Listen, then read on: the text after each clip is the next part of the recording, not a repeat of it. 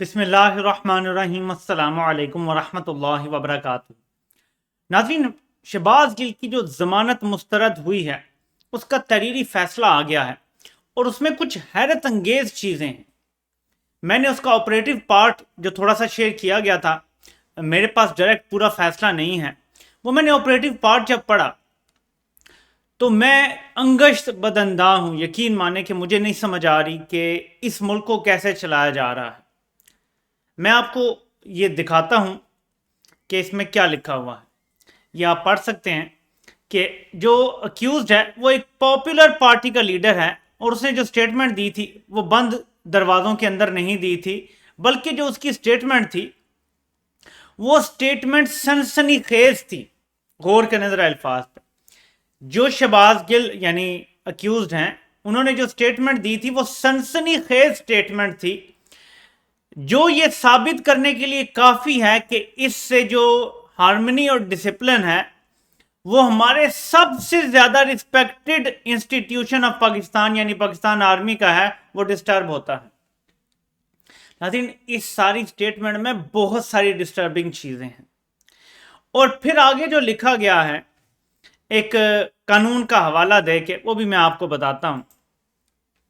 इसमें कहा गया है कि इस सारे ओपिनियन और स्टेटमेंट को देखते हुए अक्यूज के peculiar circumstances and above said provisions of law prima fascia the accused has at least committed the offence under section 131 PPC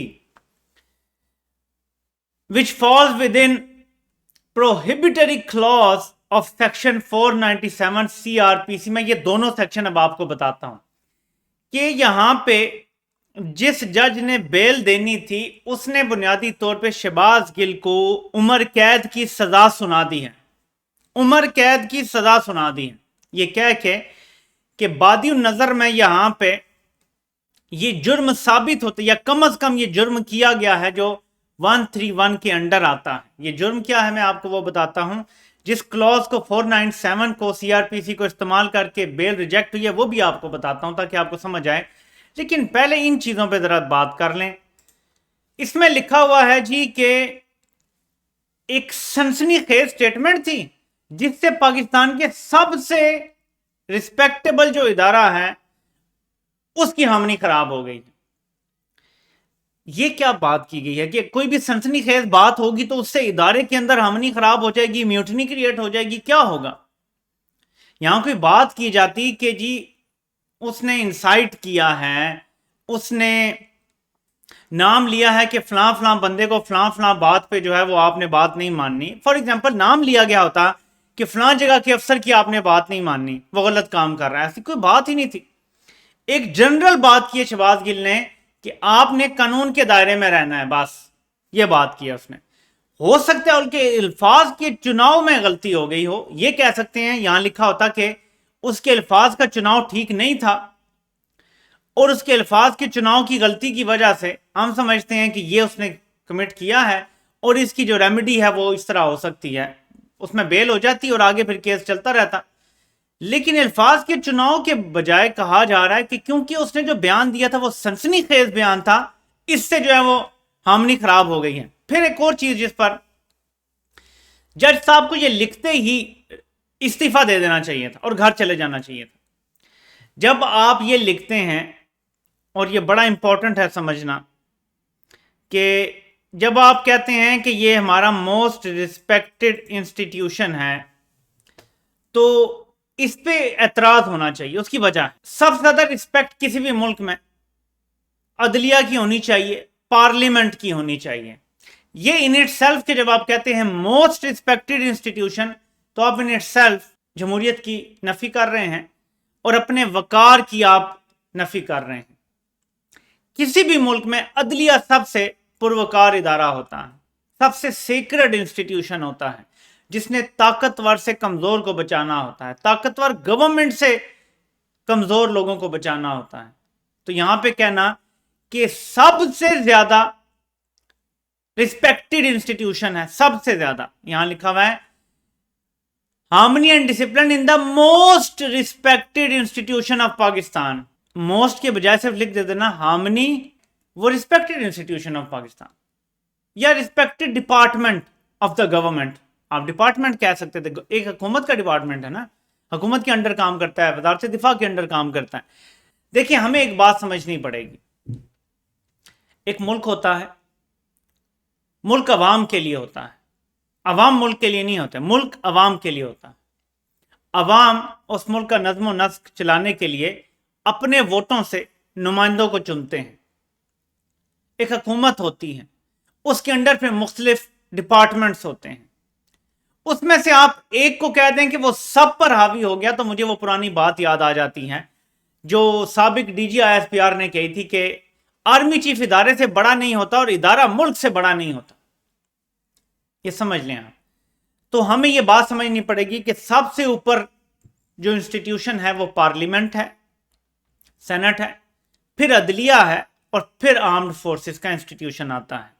जज साहब ने इसकी गलत जो है वो लाइन ले ली है यहाँ पे कि मोस्ट रिस्पेक्टेड, और वो इतना ये कह सकते थे, हाँ मैं होता तो मैं यहाँ पे लिखता पाकिस्तान का सबसे मुनज़्ज़म इदारा, और इसमें कोई शक नहीं है, पाकिस्तान का एक मुहिब्बे वतन इदारा, इसमें कोई शक नहीं है। लेकिन ये लिख देना बाकी सारे इदारों की नफी। आप कैसे पार्लियामेंट से और अदलिया से ऊपर रख सकते हैं किसी एक डिपार्टमेंट को गवर्नमेंट के? तो ये जरा सोचना चाहिए था जज साहब को। सब कोई चेरी ब्लॉसम नहीं बनना चाहिए, लेकिन ये तो है इसका ट्रबलिंग पार्ट, जिस तरह के किया गया कि चेरी ब्लॉसम पकड़ ली जज साहब ने हाथ में। लेकिन जो दूसरी चीज है, अब मैं आपको वो दिखाता हूं। Whoever abets the committing of mutiny by an officer, soldier, sailor or airman in the army, navy or air force of Pakistan, or attempts to seduce any such officer, soldier, sailor or airman from his allegiance of his duty shall be punished with imprisonment for life or with imprisonment of either prescription for a term which may extend to 10 years and shall also be liable to fine। अब यहां पे लिखा हुआ है कि कोई ऐसा बंदा जो म्यूटनी क्रिएट करने के लिए अबैट करे यानी मददगार बने, या किसी को सीड्यूस करे, किसी ऑफिसर को, ये लिखा हुआ है ऑफिसर्स नहीं, एज एन इंस्टीट्यूशन नहीं, ऑफिसर को, यानी किसी बंदे को जाके जैसे हनी ट्रैप किया जाता है या बातों से बकाया जाता है, बुलाया जाता है, ये उस पर, लेकिन ये शहबाज गिल पे लागू कर दिया गया। और वो जब ये सब करेगा तो उसको लाइफ इम्प्रिजनमेंट यानी उम्र कैद हो सकती है, या 10 साल कैद हो सकती है, या जितना हो, और उसके बाद जुर्माना भी हो सकता है। लेकिन इससे आगे जब चलेंगे तो आपको समझ आएगा कि जज साहब ने बेसिकली उम्र कैद दे दी है। ये पढ़ें जरा, ये लगाया उन्होंने कि मैंने 1497 की वजह से बेल नहीं दी। लिखा हुआ है कि when any person accused of any non bailable offence is arrested और detained without warrant by an officer in charge of a police station और अपीयर्स और is brought before a court, he may be released on bail. यानी कोई भी बंदा, कोई भी मुल्जिम अगर उसे बगैर वारंट के गिरफ्तार कर दिया जाता है तो वो जब आएगा तो उसको बेल मिल जाएगी, और यही हुआ है शहबाज गिल केस में। लेकिन आगे पढ़ें, but he shall not be so released if there appear reasonable grounds for believing that he has been guilty of an offense punishable with death or transportation for life। यानी सिर्फ बेल इस वजह से नहीं दी जा सकेगी अगर ये बात पता चल जाए, रीजनेबली पता चल जाए, ग्राउंड्स हो मौजूद कि इस बंदे ने ऐसा जुर्म किया है जिसकी सजा या सजाए मौत है या उम्र कैद है। तो बुनियादी तौर पे सेशन जज साहब ने शहबाज गिल को यानी उम्र कैद की सजा बेसिकली सुना दी है इस फैसले में, जो जमानत नहीं दी, कि उन्होंने कह दिया कि प्रामा फशा ये कमिट हुआ है क्राइम। अब ये क्राइम कमिट जो हुआ है 131 के अंडर, अगर आप उनकी पूरी स्टेटमेंट सुने तो वो किसी ऑफिसर को सेड्यूस नहीं कर रहे, ठीक है, ऑफिसर लिखा हुआ है, इंस्टीट्यूशन नहीं लिखा हुआ, किसी ऑफिसर को सेड्यूस नहीं कर रहे, किसी को म्यूटनी के लिए नहीं कह रहे, ठीक है। और ये सारी चीज जब आप देखते हैं तो आप ये कह सकते हैं कि उनके अल्फाज में जो चीज मैं समझता हूँ उन्हें क्या बुरा लगा है कि वो जो आपको ऑर्डर दे रहे हैं वो कहीं गद्दारी तो नहीं है, आपने ये देखना है। ज़रा गद्दारी का फैसला कैसे कोई ऑफिसर कर सकता है? कानून और आइन की तो बात हो सकती है, गद्दारी का लफ्ज इसकी बहुत इंटरप्रिटेशन हो सकती है मुख्तलिफ अंदाज में, और मैं समझता हूँ कि इस लफ्ज से तकलीफ पहुंची है जिसकी वजह से इनको निशान इबरत बनाने का कहा गया। लेकिन ये अल्फाज के चुनाव में गलती है, ये म्यूटनी के लिए नहीं उकसाना किसी को। बात जो बुनियादी की जा रही थी वो वही है जो सुप्रीम कोर्ट के एक जजमेंट में मौजूद है कि آپ کو قانون کے مطابق بات سننی ہے اور ماننی ہے، اور لکھا ہوا ہے کہ یہ ایکسکیوز نہیں مانا جائے گا اگر آپ کہیں گے جی کہ مجھے سینئر نے آرڈر دے دیا تھا، تو یہ تو سپریم کورٹ کا فیصلہ ہے۔ ایک لفظ انہوں نے غلط جو غداری بول دیا کہ دیکھ لیں کہ جو آرڈر ہے وہ کہیں غداری تو نہیں ہے۔ اب میں اس کو تھوڑا سا ایکسپلین کر دیتا ہوں۔ مارشل لا جب لگتا ہے، جب لگایا جاتا ہے، تو کچھ کوئی کسی کو آرڈر دیتا ہے، کچھ کسی کو، اور کچھ لوگ موو کرتے ہیں تو جا کے قبضہ ہوتا ہے نا پرائم منسٹر ہاؤس میں، وزیر اعظم گرفتار ہوتے ہیں۔ کیا یہ آرڈر ملک سے غداری نہیں ہے؟ کیا اگر کوئی یہ والا آرڈر نہ مانے گا اور بعد میں کیس عدلیہ میں آئے گا، جو کہ آنا چاہیے، پتہ نہیں رولز کیا ہیں، تو کیا اس کو غداری سے تشبیہ دی جائے گی؟ سپریم کورٹ کا یہ آرڈر تو کہتا ہے کہ نہیں دی جائے گی۔ کوئی اگر سٹینڈ لیتا ہے مارشل لا لگانے کے خلاف، اگر ایک چیز غیر آئینی ہے، غیر قانونی ہے، تو بہت ساری مثالیں موجود ہیں کہ یہاں پہ غیر آئینی، غیر قانونی کام کیے گئے ہیں، مارشل لا لگائے گئے ہیں، بہت سارے کام کیے گئے ہیں، اور جس طرح حکومتیں گرائی اور بنائی جاتی ہیں یہ بھی ہمیں پتہ ہے، جس طرح ملاقاتیں کی جاتی ہیں جیلوں میں جا کے، ایمبولینسوں میں بیٹھ کے، وہ بھی ہمیں پتہ ہے، یہ سب غیر آئینی، غیر قانونی کام ہے۔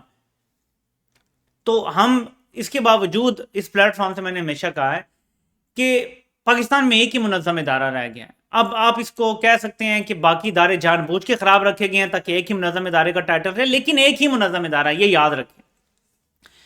ہم کسی صورت یہ نہیں چاہتے کہ ادارے کا ڈسپلن خراب ہو، تو اچھی قیادت ہو، بری قیادت ہو، ڈسپلن نہیں توڑنا چاہیے۔ یہ میں بار بار اس پلیٹ فارم سے کہہ چکا ہوں۔